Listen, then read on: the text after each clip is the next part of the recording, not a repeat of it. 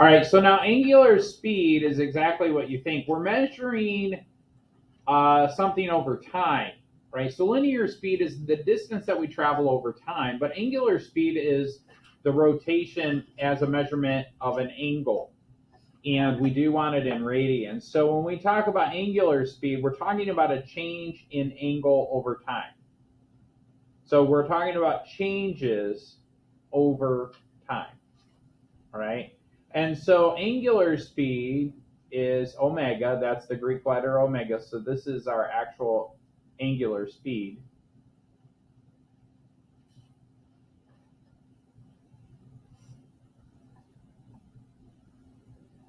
Where theta is the actual measurement or an angle. And of course, t is time, where omega has to be in radians. So I suspect that in your homework, there's going to be one or two problems where they give you the measure in degrees, and then you guys are going to go and convert that to radians, and that's how that will work. Okay, so let's do an example problem. Again, this is very similar to the last section. We're just going to kind of do plug and chug, right? And to make it fun, we're going to do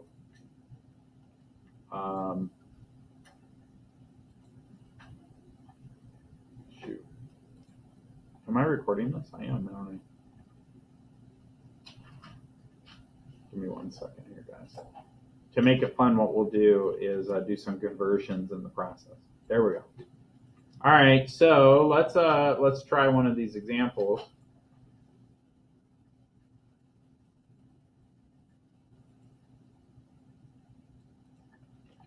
And so it says a lighthouse in the middle of a channel rotates its light in a circular motion with a constant speed. So there's a couple of things I kind of glossed over in the definition. One, we have to make the assumption that it's a constant speed. Otherwise, we got to start doing calculus. All right, so the constant speed is a thing.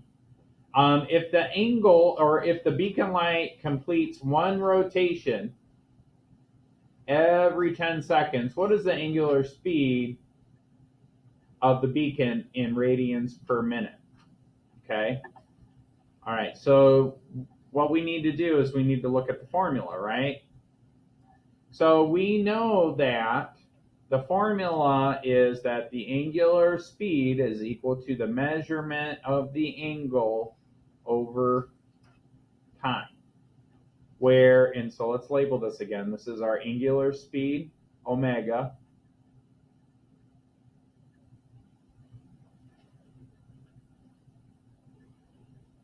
This is our angle in radians.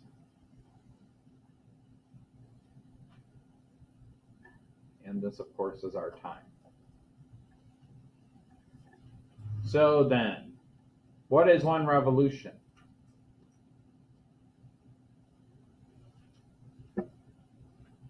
It's 2 pi, isn't it?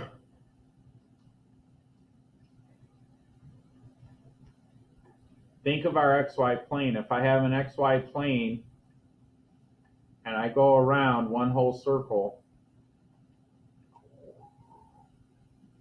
isn't that 2 pi?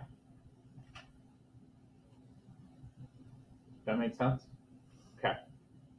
Cool. Now, what do I got to do about the time? Well, the time's a tricky thing because it tells us every 10 seconds, but it wants the answer in radians per minute. So what I got to do is I got to convert the time. So I'm going to scroll down here a little bit, give myself a little room.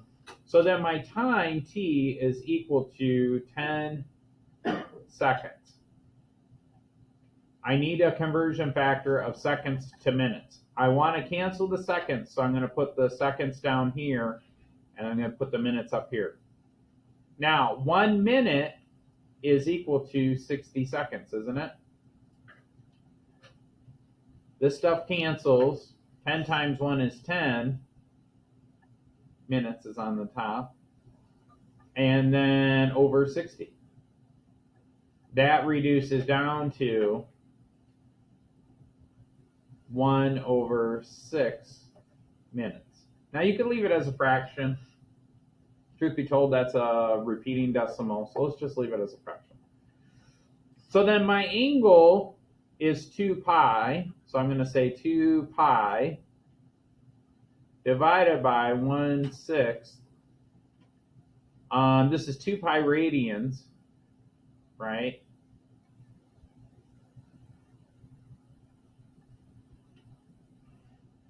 In 1/6 minutes.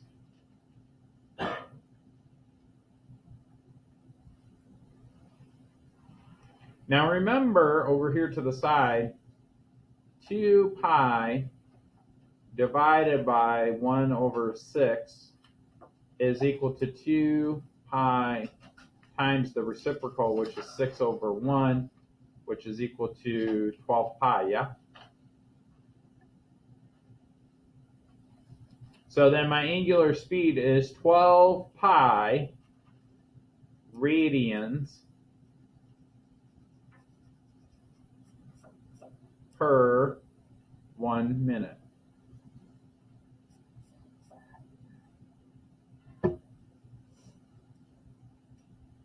And you could abbreviate too. You don't have to, radians you could write as rad.